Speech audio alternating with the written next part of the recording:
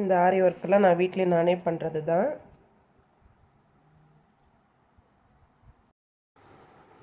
நம்ம இப்போ முதல் வீட்டில் இருந்தனே யூடியூப்பை பார்த்து ஆரி ஒர்க் பண்ணணுன்னாக்கா கைக்கு எப்படி டிசைன் பண்ணணுன்னா கையை முதல்ல கட் பண்ணி மடித்து தைச்சி வச்சுக்கோங்க. சென்ட்ரல் லைன் போட்டு வச்சுக்கோங்க. அதை போட்டுட்டு நம்ம கைக்கு டிசைன் பண்ணுறதுக்கு ஏற்கனவே நம்ம அளவு ப்ளவுஸை வச்சு மார்க் பண்ணிக்கோங்க. இப்படி மார்க் பண்ணிக்கோங்க.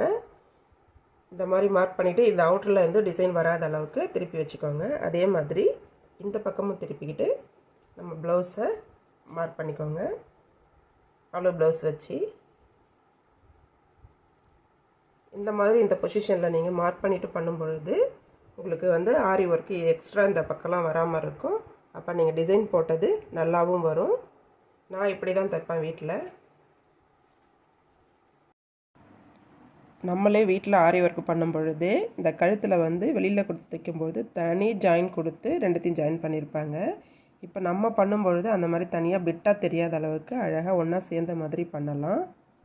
கடைங்களானால் இந்த மாதிரி சேர்ந்த மாதிரி பண்ணி கொடுக்க மாட்டாங்க.